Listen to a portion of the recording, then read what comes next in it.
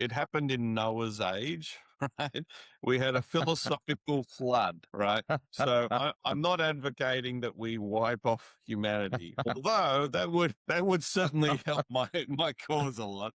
You press the reset button. I'm not saying, I'm just saying theoretically.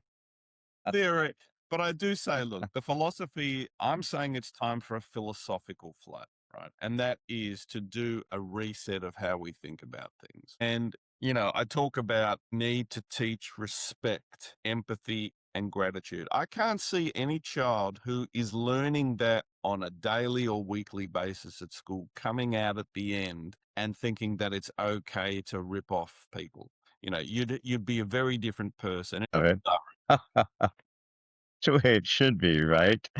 Sorry, Um, not sorry. sorry, not sorry. Well, welcome, my friends. We're already having a bunch of fun here. I'm your host, Gary Scott, and I don't know what this is. I already forgot we're having too much fun. This is the What If You Could podcast, and my wonderful guest in the future, all the way from Melbourne, Australia, is Alex Kain. Hello, Alex. Good evening, morning, whatever it is. Wherever I am, you are, and wherever you are, I am. I guess is the way to put it. But guys, Alex Kane is an Australian-based entrepreneur, systems thinker, and founder of The Philosophy, a social movement encouraging new way of thinking about success, happiness, and collective responsibility. That doesn't even touch the surface of the philosophy or where we're going with it today. So I'm super excited to jump in here, Alex, with all the deep rabbit holes I've gone down with you. But as I mentioned with the What If You Could podcast, so I always ask my guests the question out the gate. Mr. Alex Kane, what is your What If You Could? What if I could? Wow. What if I could? Well, the philosophy is my answer to what if I could. Um, I guess the premise behind the philosophy is what if we could change the world to be a better place, and not just superficially, but actually change it at its core. Um, and I try and answer that in the book. Many have tried. Many are doing what they can in pockets, but I don't know that we've got a single amalgamated solution to change the world for the better, because we're so ingrained in it. We're so in the current paradigm of how things operate that it seems almost futile to even try. So, what if I could? Well, that's the philosophy. What is a better place? What does it look like? Well, what I do is I look at the world as it currently is. I look at people and from all walks of life in all different parts of the world, and what are people going through. Some people are having a great life, some people are doing it real tough, and others are just surviving and trying to get to the finish line, not in any rush, but inevitably. Yeah, and I just think, is this really all there is this the whole point of it? In fact, the opening line of the book is, what's the point? What's the point of life as we know it? Many of us are just on that hamster wheel just to keep us going. But to what end? What purpose does it serve? And I think we're absolutely not realizing our full potential as humanity right now. And I think there's scope to improve, but there's a very big but.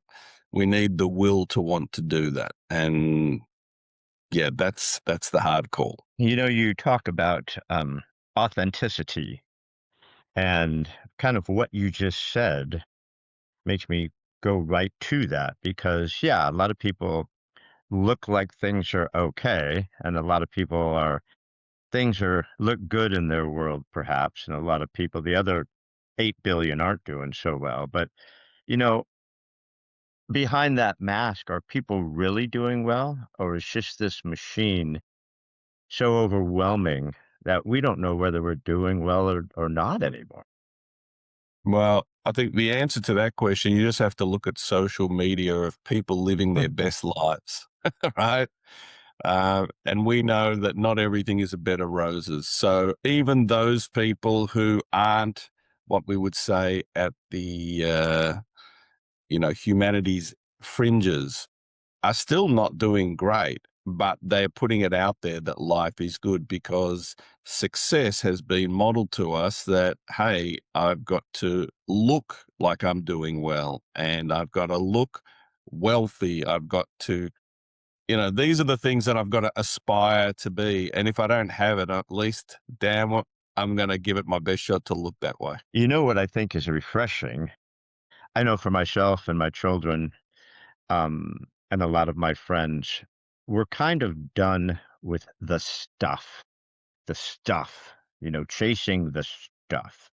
I think a lot of us are stepping back and saying, I kind of want experiences. I kind of want health. I kind of want peace.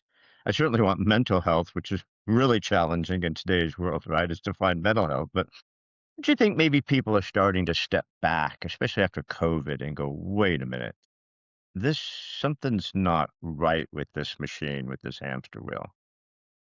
Um, yes and no. I'd like to think that we were, uh, as a sum of humanity moving in that direction. But I tend to think it's more about when you get to a certain point in your life that you have the luxury to start having that thought that, I've worked hard my whole life. I've got a foundation. I can now go, well, I don't need to do that anymore. The problem is that when you're on that hamster wheel, it's very difficult to get off it. I mean, it's spinning fast, and if you stop it spinning, well, where's the roof over your head? Where's the food on the table? So we don't always have that luxury to feel that, yeah, I've worked, maybe there's more to life than that. And with age comes wisdom and all of that sort of thing. So I don't know that it's as a total that we're moving in that direction. I just think that you do get to a point in life where you start to question these things and you go, I've been doing this all my life. Hey, I'm probably in the last trimester or something of my life. Is this how I want to spend my time? It doesn't make sense. The problem is we don't have that luxury when we're younger because we are being told we must accumulate wealth. And when we're done doing that, accumulate more wealth, you know, Yeah. and that is success. And that's what it means to be successful particularly in a capitalist society. This is how we thrive. The problem is that a this society is not an equal, equitable, and fair one, and also that again, I believe we're underperforming in what we could be achieving. In the book, I talk about a number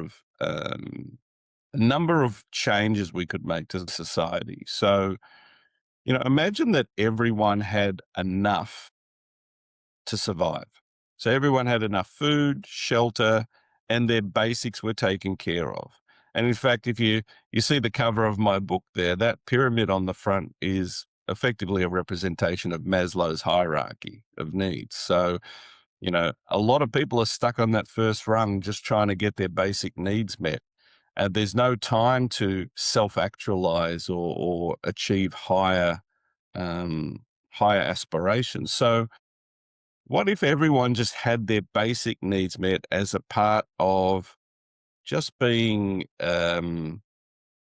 respectful to humanity, that everyone's needs were met?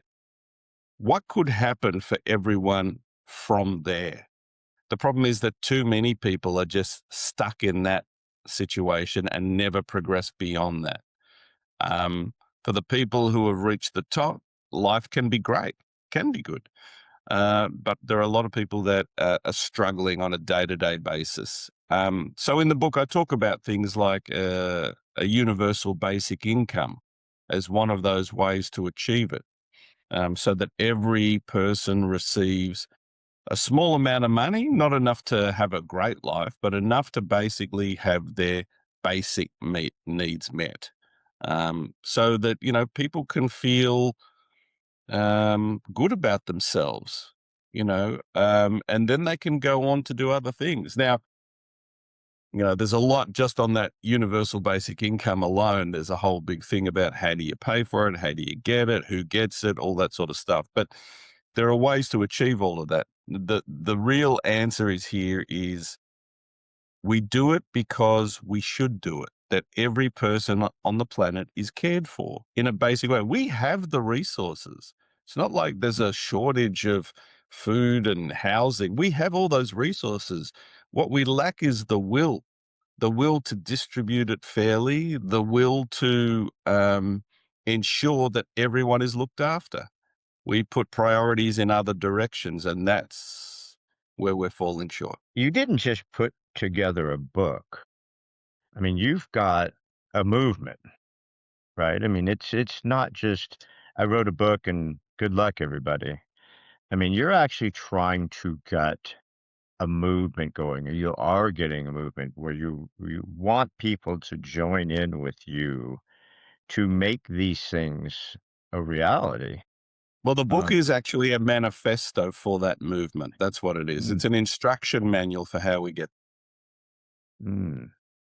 Do where have we ever seen this work? Has it ever worked anywhere? Is there somewhere where we could point and say, even on a small scale, like say Norway, Finland, Sweden, you know, have we seen this work where we can make something like this happen and then take it to a bigger scale, the entire scale?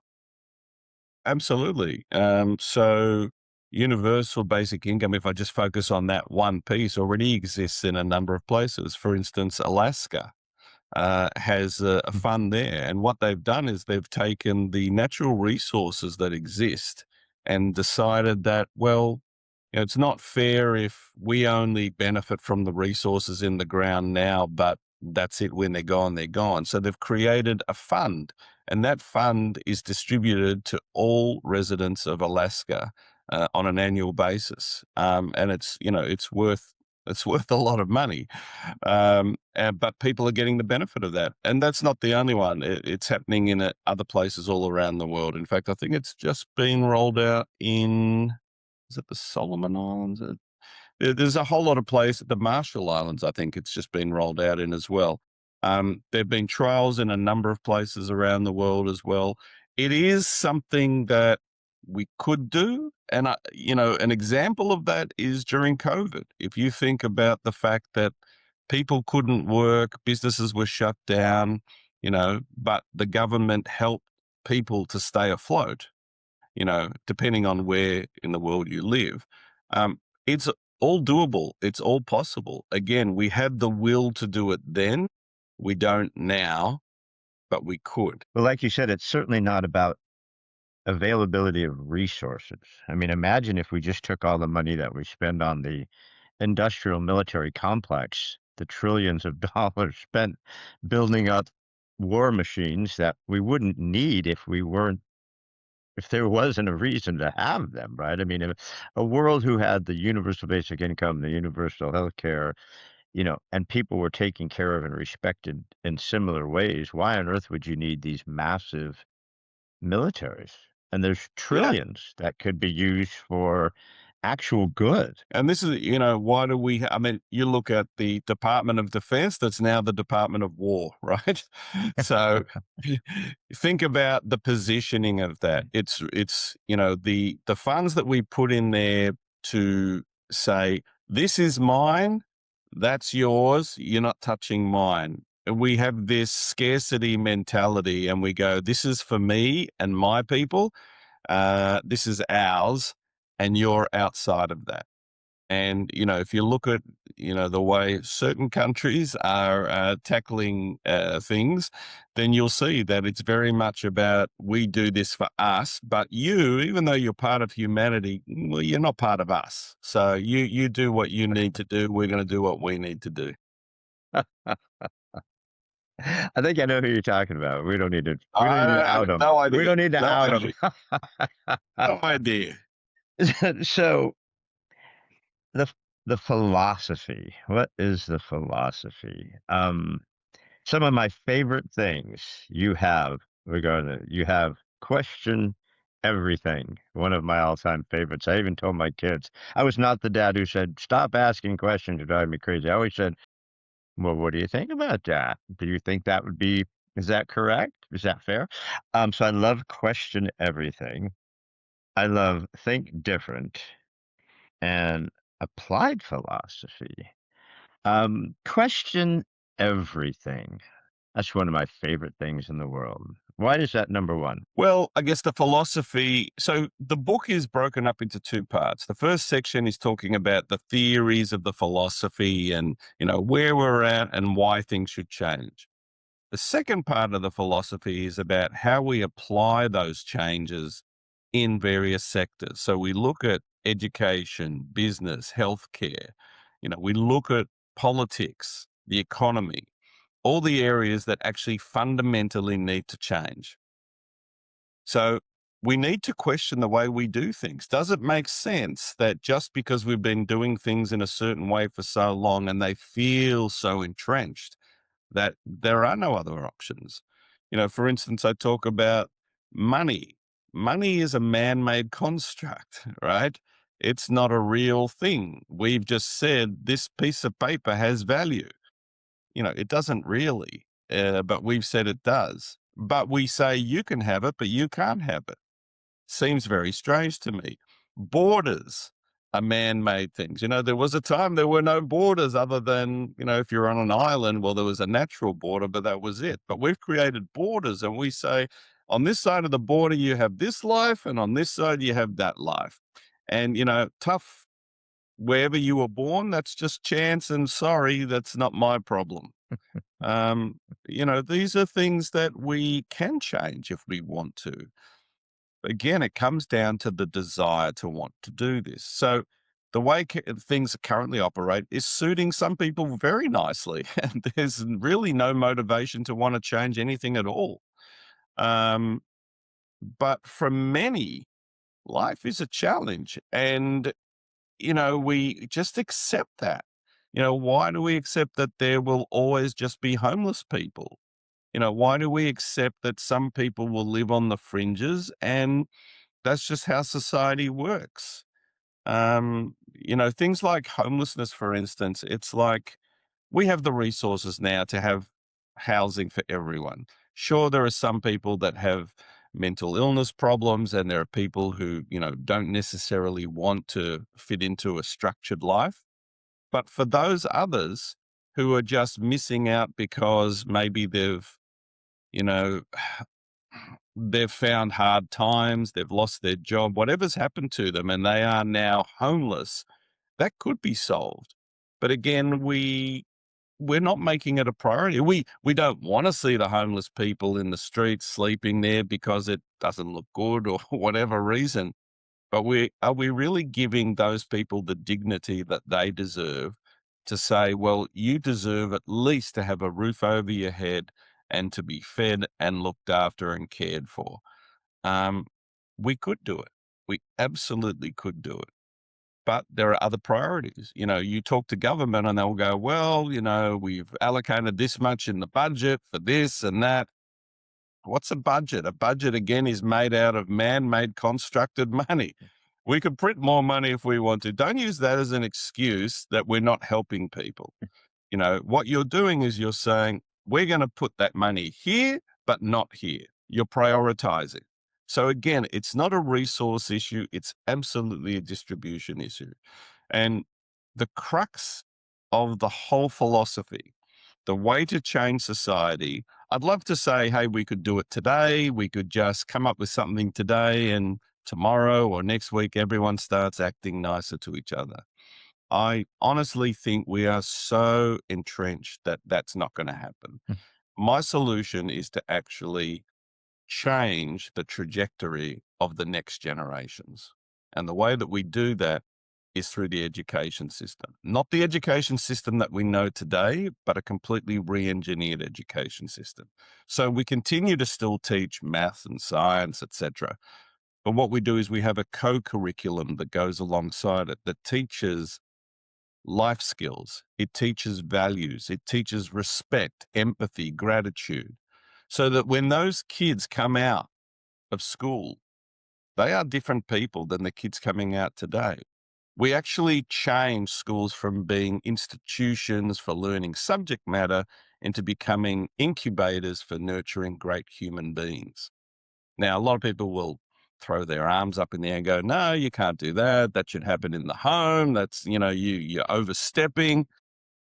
But as we know, what happens in the home is variable. What kids learn in one home versus another home, it's not consistent. And, if those parents are also flawed, what are they passing down, right? How is that going? So the education system has the opportunity to instill great values and that sense of humanity for everyone.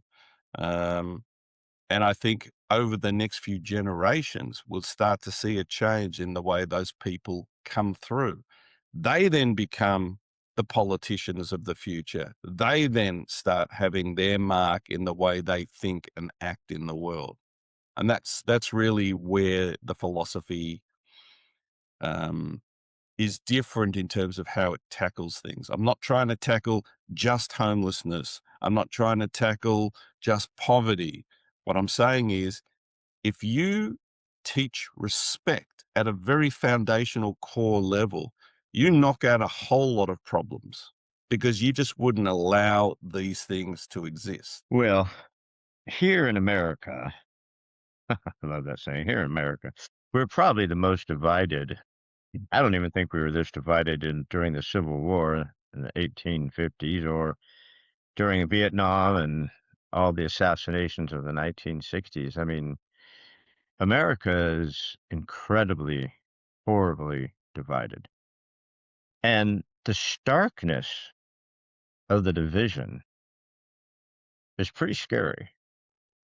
And I don't know how you bring people together. Do we just say, all of you guys have lost your mind, so we're just going to let you do your stuff over there and let's try to incubate, let's try to bring the children up, let's try to take the next generations up because you guys have lost your minds. How do we bridge that gap? Can we bridge that gap? I mean, here in America, anyways. I don't know what's happening in Australia. Yeah, look, I mean, I'm not saying we stop trying with the current generation. I'm saying there are things that we can do today to we can educate people today on a new way of being, but we would need to change certain things, right? So, and I'll come to that in a second. We absolutely need to start drawing a line in the sand and saying we change our education system today so that, when these kids come through in 18 years' time or whatever from school, they then go out into the world and within a few years they become parents. So now you've got 25% who are already thinking about the philosophy, who are then starting to raise their next generation of kids. It takes time to build that up, right? But you will see a difference over time. In the meantime, there are things that we can do now. This is where the challenge though is, if you are still stuck in the mindset that I'm I'm only interested in what's in it for me. And, success is still about accumulating wealth. It's not about contribution. It's not about caring for others. That's going to be a pretty hard thing to change. And the problem is that most of the solutions around today are trying to fix it with people today. I'm saying that's great. We should keep trying. We shouldn't stop trying to address those things. But I think we need to absolutely make a change that will have long lasting effect. Um, yeah, I mean, you look at things today. For instance, let me give you an example. We know that the value of loyalty should be rewarded, right? If you're a loyal person, that's absolutely a great value to have. But if you look at what the banks do, in order to entice you over to them, they will offer you 0% interest to come over, bring your credit card balance over, or bring your mortgage over to us. We'll reward you. But those long-standing customers who have been with us for years, they'll keep paying the usual price. So profit trumps everything. That's the goal. So we want more Mhm. profit. We're happy to reward people to queue jump rather than rewarding people who have been with us for a long time. And I'm saying, unless you think differently and you say, you know what, how about the longer you've been with us, the better the rate you get and the more you are rewarded, then people who are with the bank will stay with the bank. People who want to come to the bank are incentivized to stay with the bank. But it's those kind of simple things that we've screwed up. Because we've just said profitability is the God that we worship, not looking after people. Well, that could be said for so many different industries. You know, John Maxwell likes to talk about success versus significance. You know, that we should strive for significance over just striving for success. And I've always been attracted to that saying because I think, like you're saying, is, you know, at some point, when is enough enough? You know, at some point, how much longer can you use yourself up striving for something that really, in the end, it doesn't matter for anything. Yet, as you give more and as you help more, that creates a legacy forever. Yeah, like the old saying, when's the best time to plant a tree, 20 years ago or today, right? You may not ever sit under it, but today's the best time. So I get what you're saying with that. Yeah, healthcare, medicine, pharmaceuticals, um, agriculture. I mean, some of these big industries have completely lost all foundation of what they were for as far as helping people eat, helping people stay healthy. It's madness, isn't it? Well, I don't believe we have a healthcare system. We've got a No, sick care system, right? of course. So, there's what's the incentive for a pharmaceutical company to actually help people? Mm-mm. A healthy person is a lost customer, basically. That's it. So that business model on its own is already geared up to fail because the more I help people, the fewer customers I would have. So, should there not be other incentives that is not about just making profits? I mean, shouldn't your KPI be based on how many people have we helped? Maybe that should be what you're measured on for success. And that's what I'm saying. We need to actually redefine what success is. It should be contribution rather than what can I take. It should be what can I give? How can I be of service? And I don't think we do that enough. Yeah. So when we question everything, I mean, that's really the only way to start forcing some sort of change. If you keep exposing things and questioning things, people at some point will start listening, start waking up and going, yeah, that doesn't seem right. I've kind of ignored it. I've kind of just gone with the flow. But the more that you bring that up and show me, the more I say, that's not right. We do need to question everything because we just accept it, right? We wake up, we accept everything, we go to bed, and we do it again the next day, right? We don't challenge anything. Because what choice do we have? We're living inside the machine. So, we don't have that ability to fix the machine because we're in it. You have to be on the outside of the machine to actually, reach the nuts and bolts. So, um, we're stuck in a paradigm, and that's why so many people feel helpless. There are, everyone who's read my book has said, "Great, I agree with it, but how? How do we change it?" Right? And so I'm saying the two ways we do it is we start with changing the next generations, right? So that will change. We may not be able to benefit from those changes because it will take, generations to change.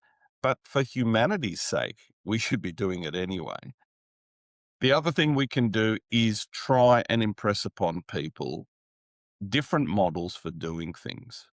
So, the questioning everything is putting forward other ideas of what we can do to make those changes in those sectors. So, for instance, in politics, you get elected, you have a 4-year term, you pretty much can do what you like for 4 years.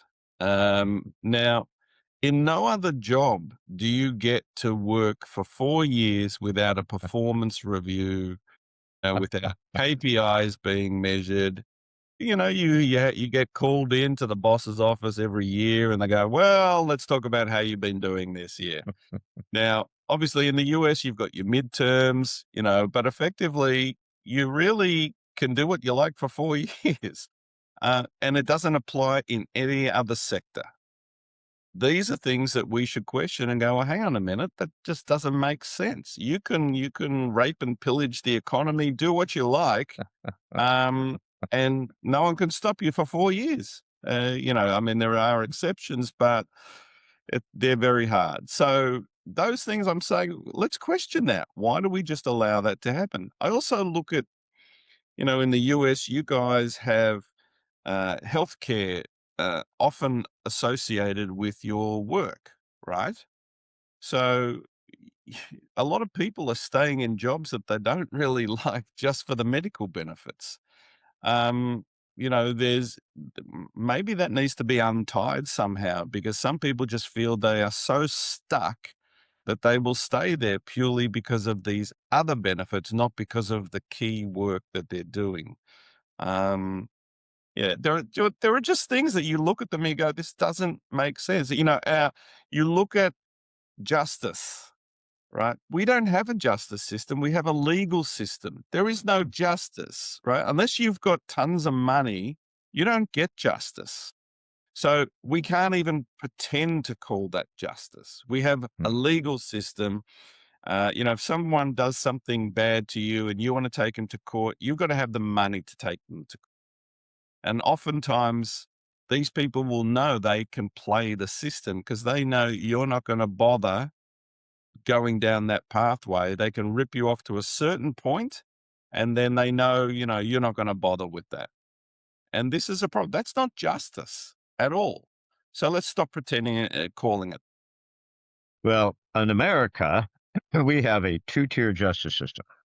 There's the politicians and the very wealthy, and there's everyone else.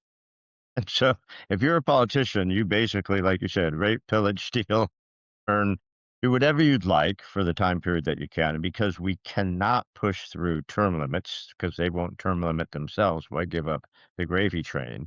So what they do is they gerrymander their districts now. So I'm going to stay here for as long as I can. And if it looks like the people have woken up and seen that I'm worthless, I'm just going to redistrict everything to go to the other people who don't think I'm that worthless yet. So I could stay in power. And I won't stick with your worthless healthcare system because who would want your health? I have my own healthcare system as a politician. So it's really horrible stuff. But so think different. Now, I like how you highlight question, think and applied over the other word, but think different. How many people think? Well, think full stop. Again, it comes back down to, do you ever have the opportunity to stop and think and question? Because as I said, if you're on that hamster wheel, you pause and start thinking, then the wheel stops spinning and you're out on the street. And if I was really cynical, I'd say it's a plan by the Illuminati to keep us all so busy that we don't have time to revolt, right? Um, but yeah, look, it is a case of we can question, we can think about it, but that alone doesn't change things. And because the machine is so big and so intertwined in all parts of our lives, what can we really do on our own?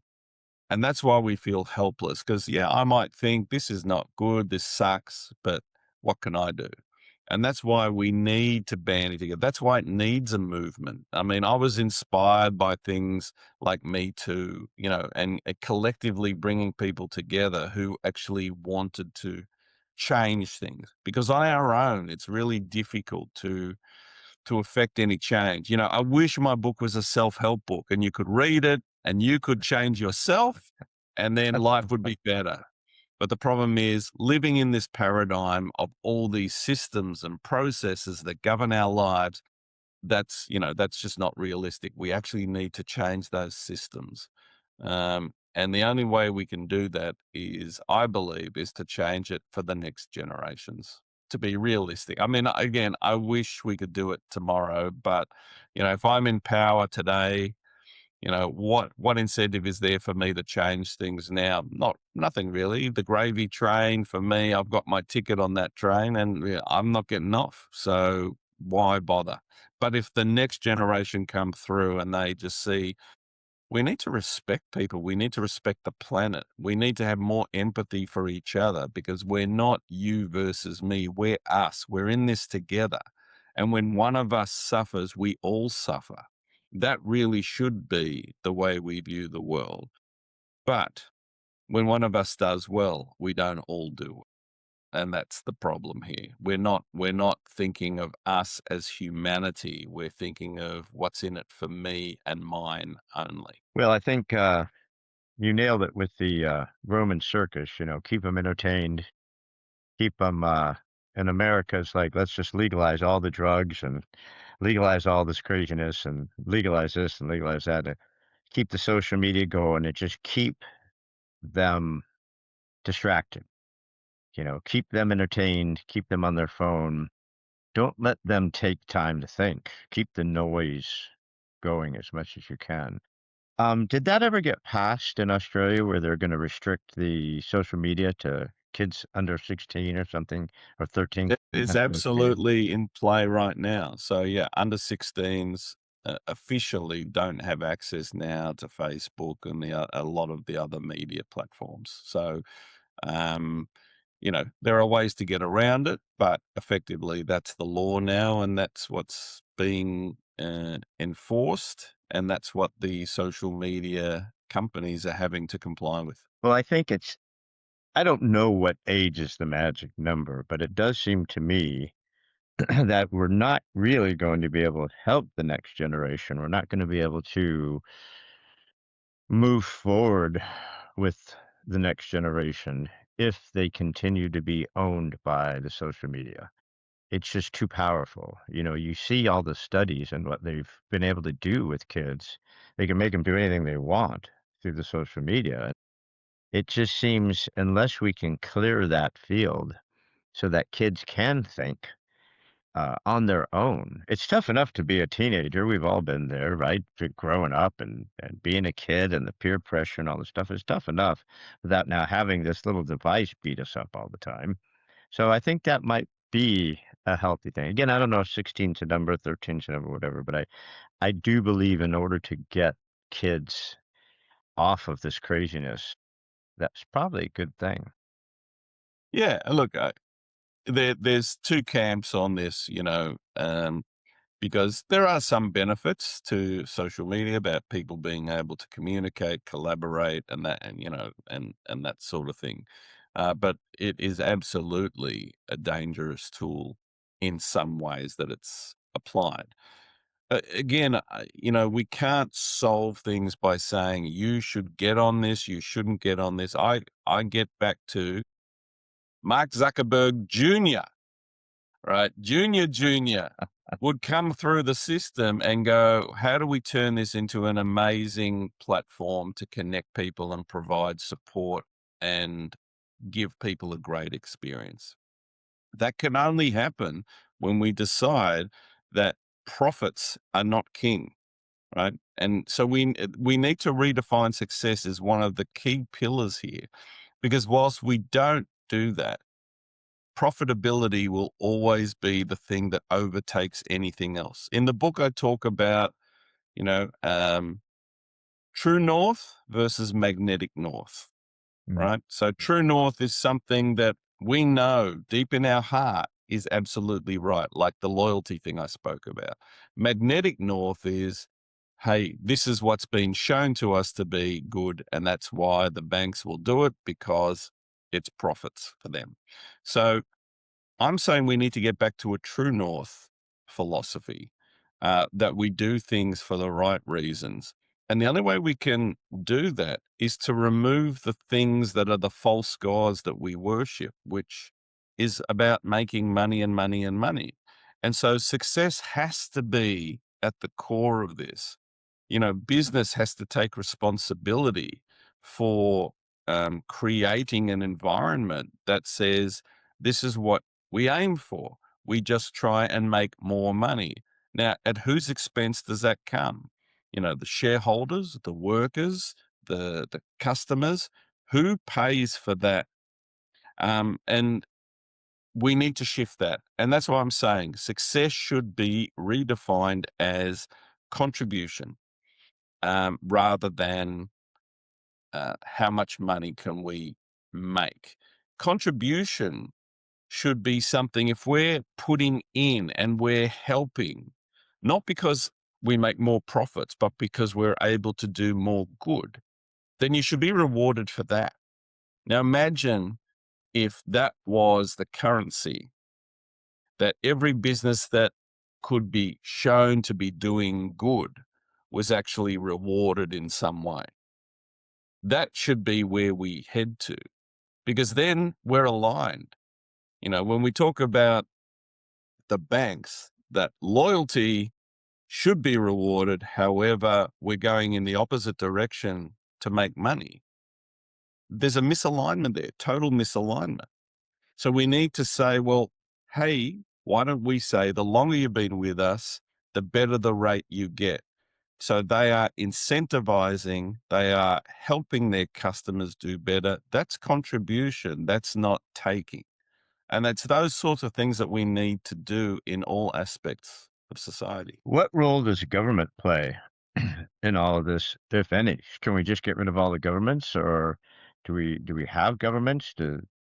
Seems like government and business are so merged. I know in the United States, all the politicians are owned by business.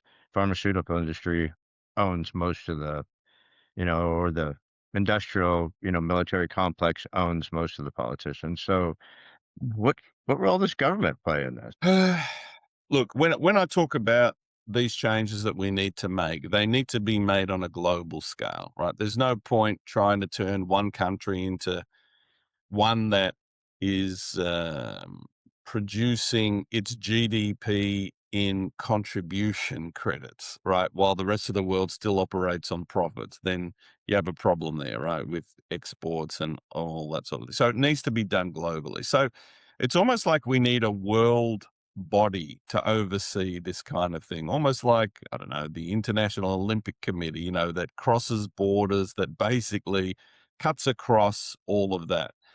Um, it's that kind of thing that we need to oversee. Now, I don't know that we can ever get away with not having government at some level. Maybe we don't need all the different layers of government. I know here in Australia, we've got federal, state, and then local government. So, do we need all those layers? I don't know that we need all those layers. I wouldn't mind if they were all helping and they were actually enabling positive things to happen. But, a lot of them, they're there not for us. They're there for themselves. Their goal is to attain power and then do anything to retain it at all costs. And that's not about helping us. The snouts are in the trough and, the goodies are there. And this is the problem. I've seen some good people get into politics for good idealistic reasons, but then get chewed up and spat out by the machine, because if you don't conform, you're out. You don't progress. So, you need to toe the party line. And again, it's a flawed system, because if the party line is we need to just stay in power, well, then all you're doing is giving in to what's going to keep you in power. I look at the system in America, and I just look at the amount of money that is donated, to the parties. And, if you donate to one party, okay, you're saying, you know, um, we've got your back. Remember me when you get in. But if you donate to both sides, what can that be but saying, hey, whatever happens, when you get in, remember me. So you're just buying favors. And it's like the system is doomed to fail for being truly democratic. What's the most popular sport in Australia? Australian rules football, AFL. Okay. So imagine that you tell all the fellas in Australian rules football, hey, you can gamble on all the games, and you could gamble on who scores first, who scores last, what the final score is going to be. We're going to let you guys gamble on every game, right? Totally legal. That's Congress. That's United States Congress. They set the laws. They know what's coming down the pipe. They know what regulations. They know when something's going to come up.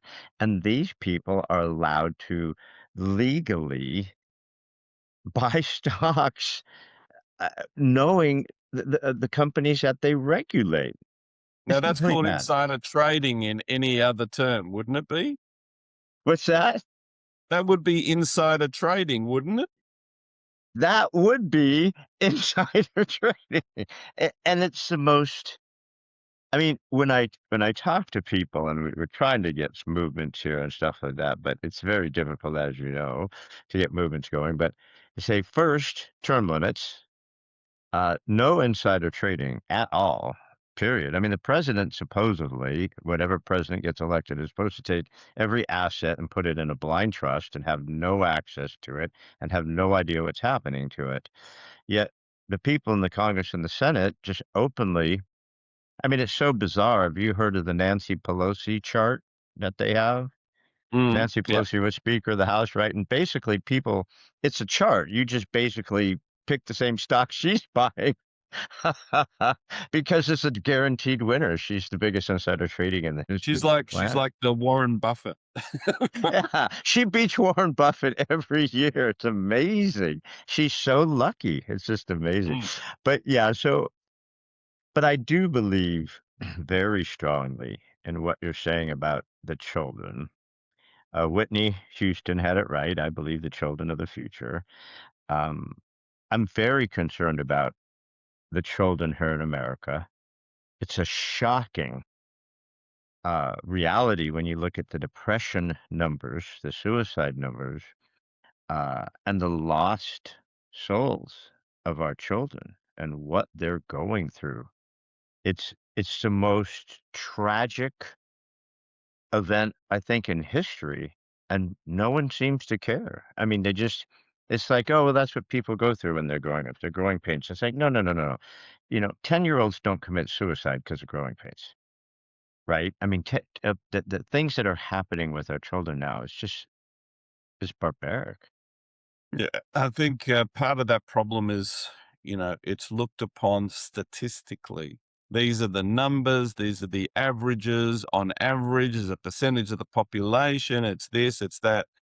We don't get into the human stories about why these people are taking their lives in the ways that they are. And, we didn't grow up with social media. We didn't grow up knowing everything that was happening around the world in real time and the way, the pressures that are on people. And, now to be able to afford a home, to just to live, life is different.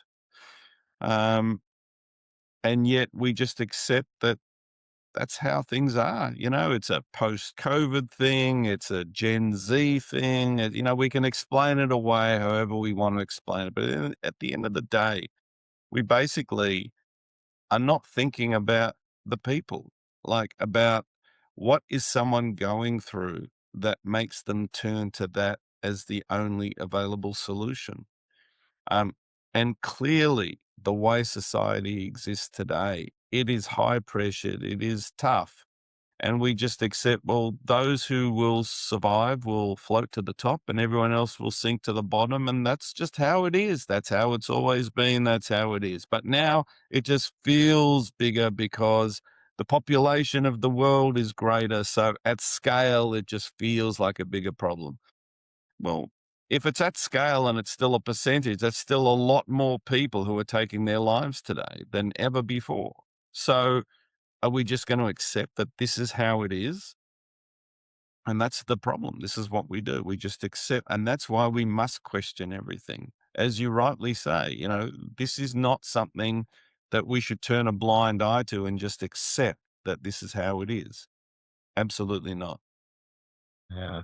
Well, I think Australia taking that step because we can't blame social media on everything. At some point, you have to look at the parents.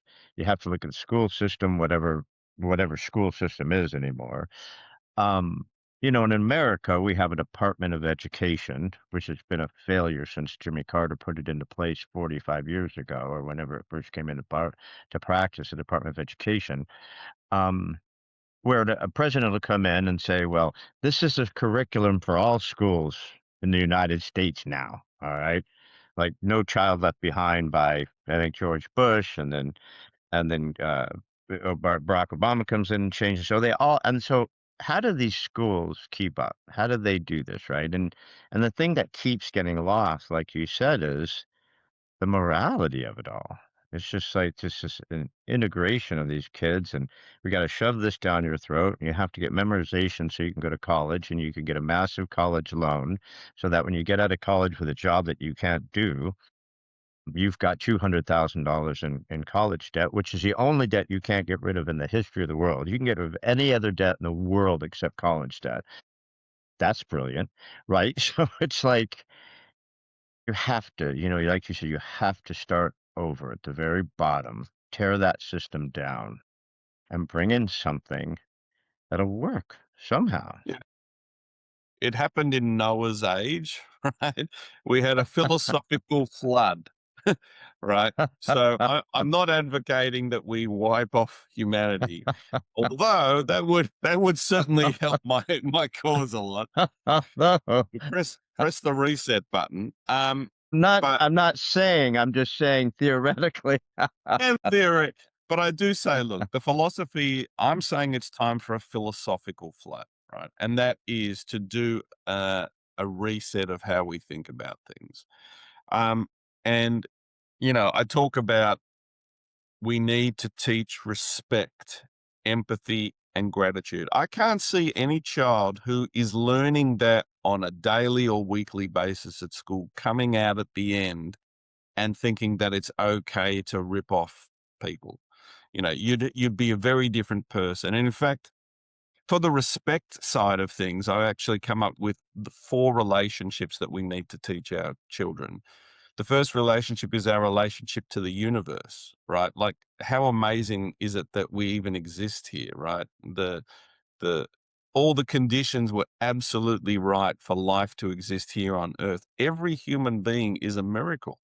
So when you see every human being as a miracle, it's very hard to treat them in the way that we often do.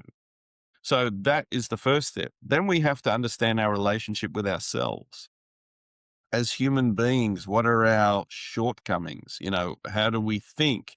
How do we treat people based on those thoughts that are often coming from um, misjudged situations, all those sorts of things. And then we'll take a side and we'll dig in, even if it's not right. All those sorts of things we need to understand why we're good as humans and why we're not so good. Then the third relationship is that with our inner circle, our friends, family, and key people in our community. We need to treat them and understand people, understand our neighbors. These days we lock ourselves in our home because we're scared and we want security, and we don't get to know our neighbors. What happened to the old village? Now it's migrated to Facebook. It's not about the people next door to you. It's the people online that you now connect with. So our world's changed from that point of view.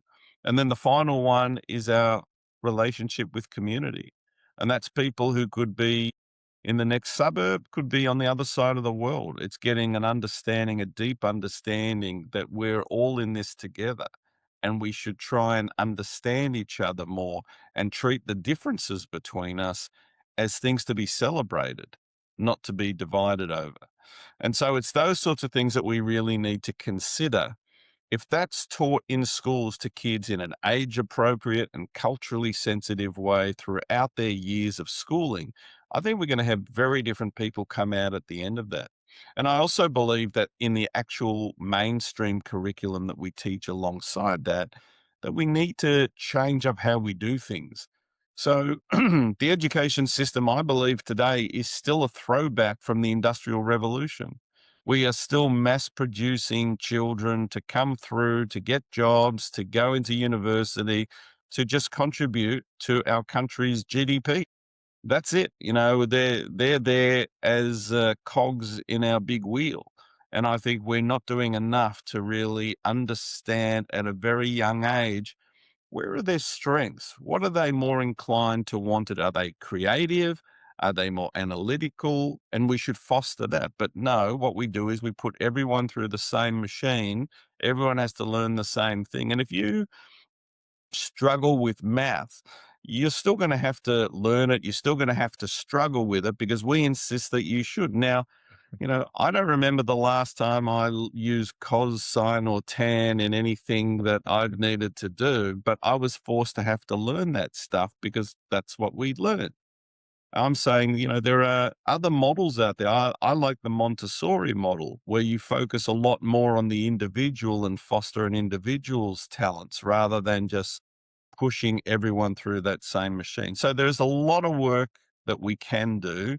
Again, it comes down to the will. Do we desire to make these changes to make the world a better place? Wow, I love all of those. I mean, because I think some of us, I don't like to pigeonhole, but I think a lot of us have lost the sight of the fact how just incredible we are. Just to step back and go, "Hey, this whole thing's a miracle as it is, right? So let's start appreciating that out the gate because it is.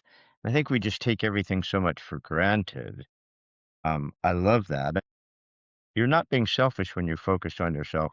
I believe that you mean it in a not a narcissistic way or No. egotistical way, but just to understand ourselves. But I think the one that touched me the most is the inner circle.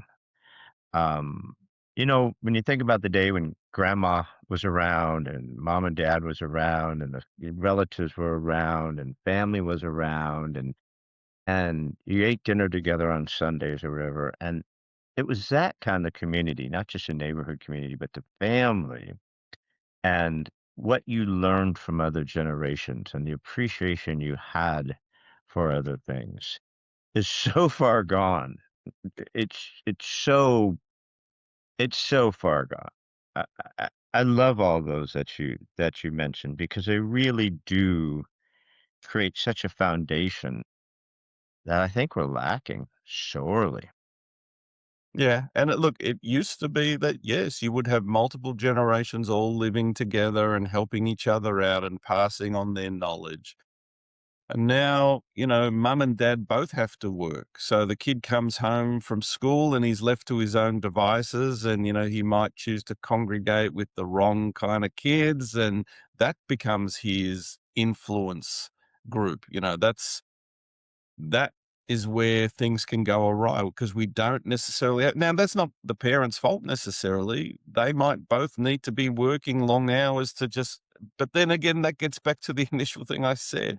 If they're both working just to put food on the table and have a roof over their head, then they're absent and they're not available to be there with their kids to give them that nurturing. And so that's why I'm saying there's not one thing that you can just say, let's fix this one thing and that addresses it. There are a whole lot of parts, moving parts that all work together. They all need to be addressed at the same time and they all need to be addressed globally. If we do that, I guarantee you the world would be a completely different place in 25 years. It would be completely different. Well, I'm rooting for you, pal. Rooting for you. I have 3 grandbabies now, and, they're my focus. They're what I worry about. They're what I think about. Spend a lot of time thinking about what we're leaving for them, what we're creating for them. I was a latchkey kid. My mom and dad were not home when I got home, and we found all sorts of trouble, but it wasn't bad trouble. It was like, yeah, we, you know, climbing trees and doing stuff, seeing if we could ride our bicycle off the roof into the pool. We just did stupid stuff. And now I think kids come home and they don't even have that. They don't even go outside. They come right home and turn on their laptop or go to their phone and they go to this social jungle. And I think it's a very dangerous place. I mean, there's only so much trouble we could get into in our neighborhood, right? But when you get on that machine, there are people that instantly are coming after you.